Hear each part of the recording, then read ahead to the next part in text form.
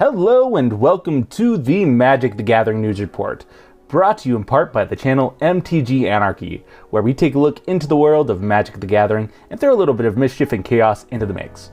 My name's Michael, and it's great to see you guys here today. On today's report, we're going to be taking a look at a couple messages that Wizards of the Coast had released for the next up-and-coming ban and restricted dates. But before we jump into those messages, if this is your first time on the channel, or you haven't already done so, I would personally appreciate it if you could go ahead and subscribe and hit the bell notification, just so you could keep up to date with any new videos that do come out here on MTG Anarchy.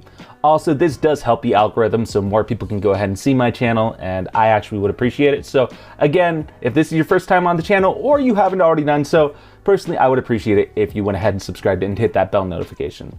But let's jump over to the article / messages and find out more about what's going on within the Magic the Gathering world. Now, as of May 12th of 2020, Wizards of the Coast has released a couple of tweets regarding the next ban and restricted dates, as well as which formats that they are going to go ahead and impact on those ban and restrictions. So for those of you watching this video, I'm going to post these messages on screen. For those who are just listening and everything like that, I'm just going to read them out to you so you actually know what is going on as well. So let's jump right into those messages. The first tweet reads as follows. 1 week from today, on May 18th, will be the next banned and restricted update, impacting the Vintage, Legacy, and Brawl formats.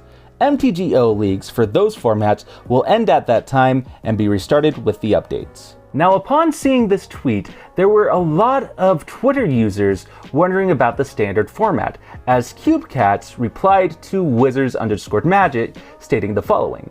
Will standard also be receiving any adjustments in the B&R update? To this response, Magic the Gathering Wizards_Magic replied as follows. For this window, these were the formats we were considering.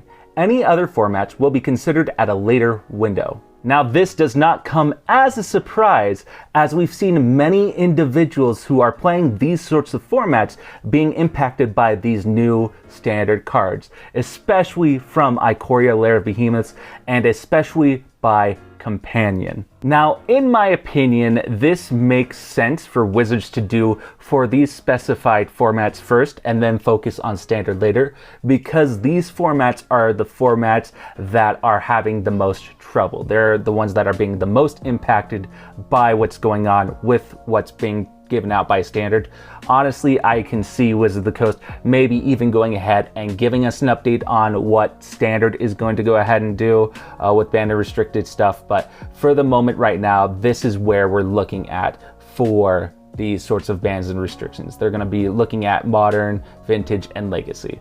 But that's where I'm looking at from my perspective. What's your perspective on all this? Let me know in the comments down below.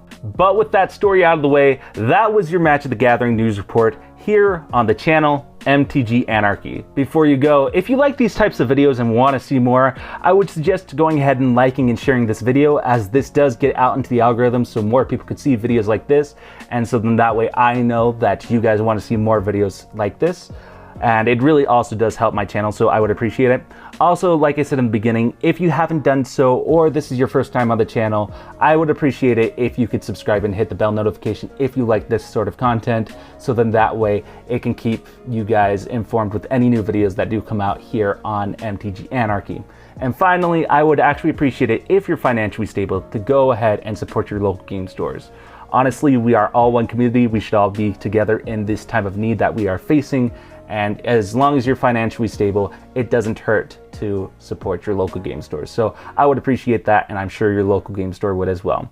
But thank you guys so much for watching this video here on MTG Anarchy. My name's Michael with your Magic the Gathering news report. Have a fantastic day, and thanks for watching.